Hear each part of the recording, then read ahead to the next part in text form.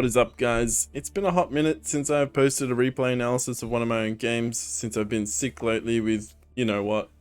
So I haven't been as active on YouTube or Twitch. Nonetheless, lately we hit my sub goal to provide 10 free coaching sessions to my viewers. So if that interests you, just leave a comment below. The way I'll be giving these out is to all YouTube commenters. We'll go in the draw to win a coaching session. Twitch subs will have 2 entries compared to the single entry of everyone else. So if that interests you, please make sure to leave a comment below. So in this video, I take a look at a game between Leenock and myself, where I try to punish his double TC boom. But I made a few mistakes along the way, and I hope to share these insights with you. If you enjoy the content, guys, please consider liking and subscribing to help the algorithm share this to more people and support the channel. Enjoy the video, guys. So in this video, I kind of wanted to, again, take a look at one of my replays, or a few of my replays, kind of take a look at the mistakes I made and the learnings I got from this game. This game we're up against Leenock, very, very good player. Nearly beat Hera in the winner stays on championship. And we played 3 games against Leenock. We managed to take one off him, which is really cool. But in this game, he's playing as the Abbasid against my Delhi. Now, one thing I know about Abbasid is, in most cases, they want to go double TC and then play off the back of that. So I knew this going into the game. Also wanted to scout to see if he was going to be doing any age 2 pressure. One thing I know about Abbasid is they can struggle against the castle timing, especially if it's like men at arms. Because there's nothing really in age 2 that can counter men at arms. So that was our plan going into this game.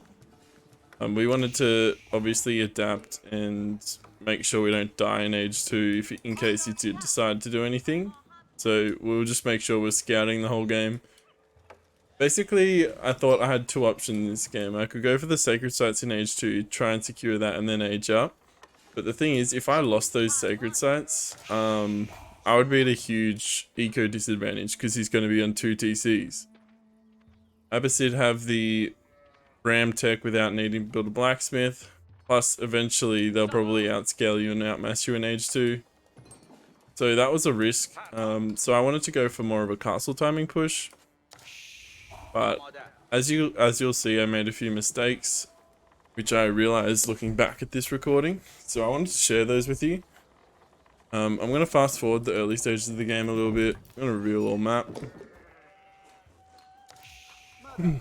So Leenock does, I noticed, I've seen him play against, I think it was Hut's stream, where he opened with a few age 2 units to try and buy time to get to age 3 safely. Because obviously they're going to have a lot more delayed age 3, building another town center and also having the slower age up. So I wanted to make just enough units to defend any age 2 shenanigans and then kind of run in with a bunch of men at arms into his base. So that is our plan.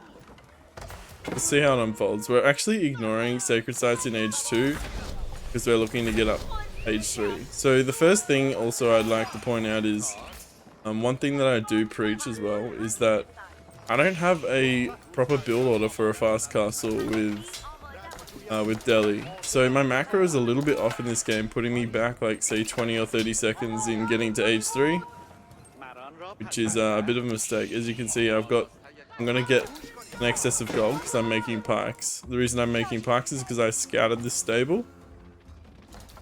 And I didn't want him obviously pushing me off my berries, my gold. I obviously need my gold to age up. And I'm making constant scholar production. To be honest, I think I probably should have stopped at like 3 total scholars because this is just going to continue to slow me down. Obviously I had too many on gold to begin with, so it wasn't a big issue, but aging up at around 8 minutes with 11 villagers, getting extra barracks down.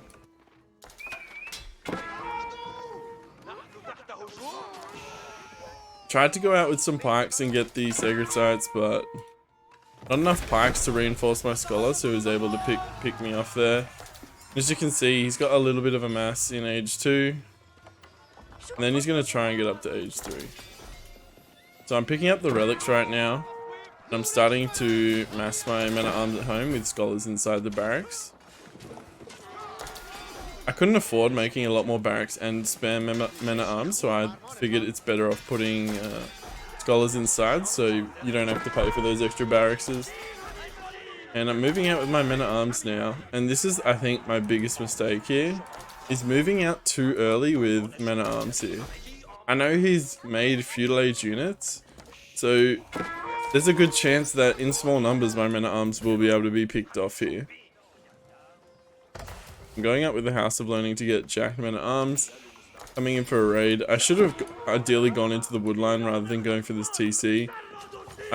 And as you can see, he's picking off my reinforcements. So instead of coming in with one big ball of men at arms, which could have done serious damage, he cuts off my reinforcements and then he comes over to my raiding men at arm group and just picks them off for free.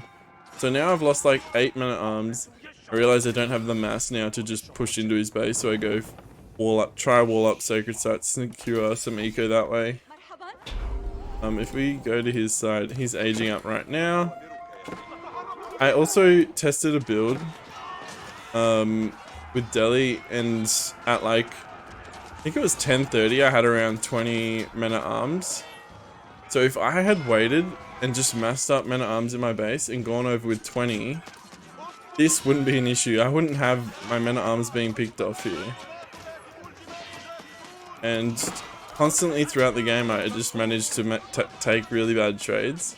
So one thing I learned from this is if you scout your opponent is doing something gritty, but they also make age 2 units when you're trying to fast castle, just don't hold off on your push. Don't stream units across, because they have the potential to pick off your reinforcing units and then also come back. So in this particular situation, he had a lot of mobility with his camel archers and his horsemen.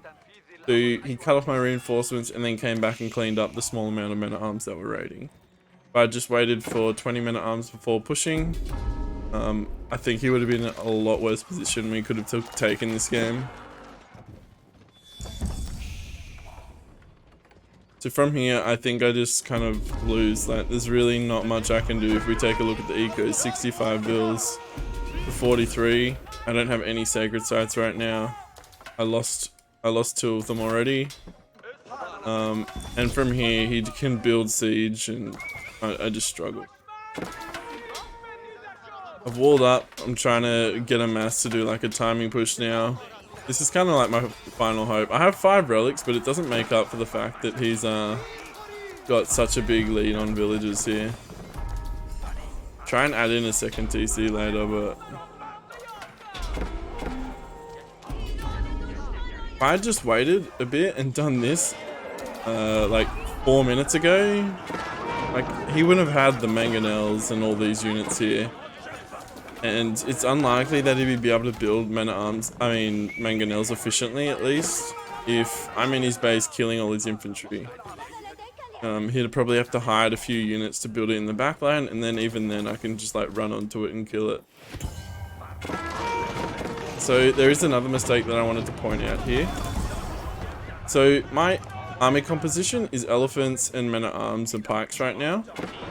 Pikes and men at arms to tank, obviously, and deal with any cav, and then the elephants to kind of do DPS on the backline.